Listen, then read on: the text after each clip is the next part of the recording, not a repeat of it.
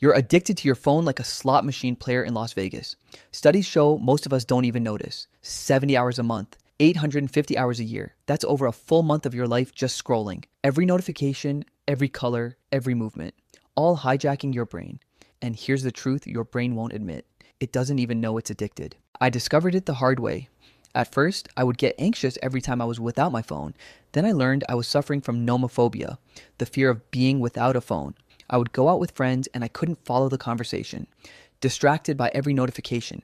This behavior even has a name, phubbing, when you pay more attention to your phone than the person in front of you. And then the worst, an entire night spent scrolling through social media. When I looked out the window, it was already daylight. I had no idea where the time had gone.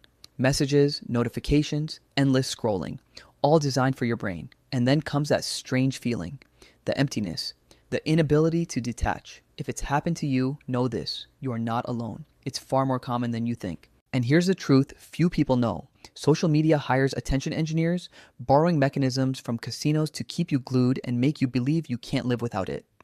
But there is a way out of these manipulations. I found it, and I want to share it with you. After that sleepless night of scrolling, I knew all of this was wrong. I felt trapped. So I tried everything, uninstalling and deleting apps, even a digital detox. But nothing worked. In fact, it happened again. I felt terrible, impossible to stop. It wasn't my choice, but a strong pulse inside me. And that's when I realized something fundamental and dangerous. The truth is, this is a lie your brain tells you. As neuroscientist David Eagleman says, the brain easily adapts to what is wrong and convinces us that we cannot change. Unfortunately, our brain often makes us believe we're incapable of change. Have you ever heard its lies? I have, but I learned not to believe them. And when you stop believing, something truly changes. It takes effort, but you can make it. And if you think this doesn't apply to you, that belief itself is part of the trap. That's exactly how the system wants you to feel. Getting out of this habit was really hard for me. At first, I thought willpower alone would be enough, but it wasn't. I even tried a 30-day digital detox, and afterwards, I was more addicted than before. That's when I decided to dig into the research and then applied what I learned to myself. And that's how I found a solution that works. If I did it, anyone can, believe me. Here's something essential to know. Every time you scroll or even just get a like, your brain releases dopamine, often called the pleasure molecule, but it's not about pleasure. It's about drive.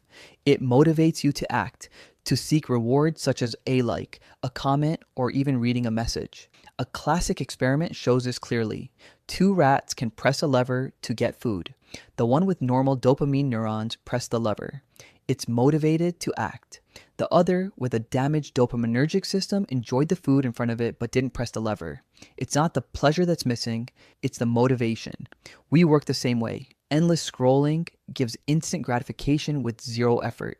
And when that happens, the brain starts favoring easy rewards and loses focus on the things that truly matter, like exercise, learning, and personal growth.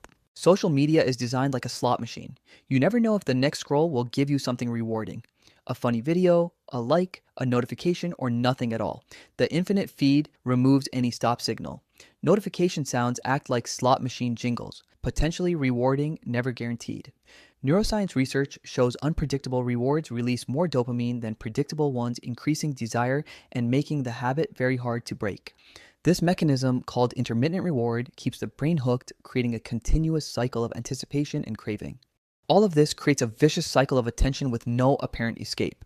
But there is a way out, and it can help you take back control of your life. Let me be clear, my approach is not about quitting social media entirely. We live in a connected world, and technology can be useful. The goal is to take back control, to use social media in moderation without becoming a slave. What I'm about to share are 6 habits that actually work. They're based on neuroscience, dopamine, reward circuits, and motivation. And they come from both research and my personal experience. By following them, you can help reduce social media use, improve focus, and productivity. Step number 1, turn off notifications. I turned off all notifications, messages, likes, comments, and reminders. At first, I thought it was trivial, but it was essential. Every notification triggers dopamine and pushes the brain to check your phone, even when unnecessary. By turning them off, I regained control of my time and attention. Step 2, phone-free windows. I started with 15 to 20 minutes without social media during meals, coffee with a friend, or a walk. At first, I felt empty without the phone, but the longer I resisted, the more my mind began to enjoy the moment. Research shows the brain can readapt to periods without instant gratification, building attention and resilience. Those minutes are now my favorite part of the day. Step number 3, move apps and use Grayscale. I moved apps away from the home screen, enabled Grayscale, and logged out.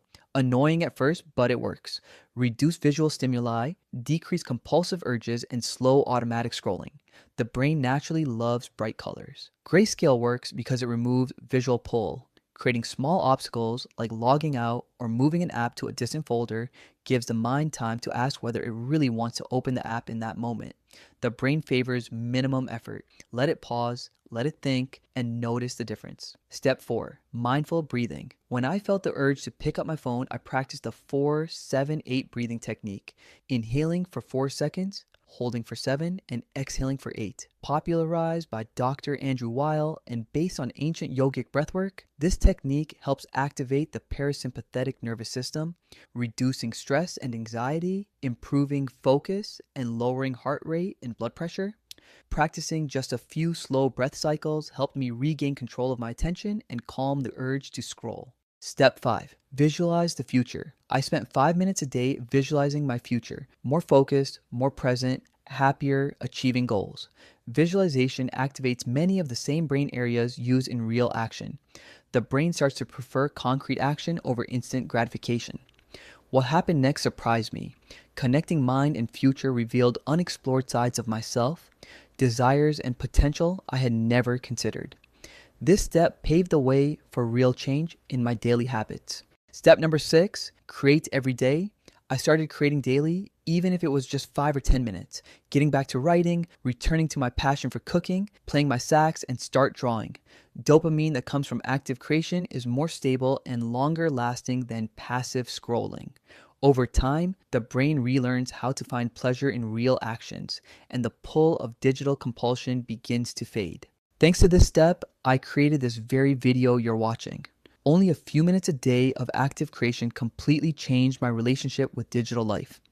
We all have something we're passionate about. We can go from passive consumers to active creators gaining real and lasting gratification. Remember, small daily rituals, no extreme sacrifices, only consistent steps. Don't expect instant change.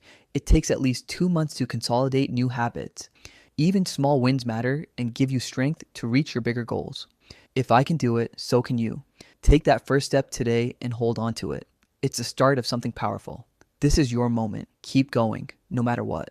Thank you so much for watching.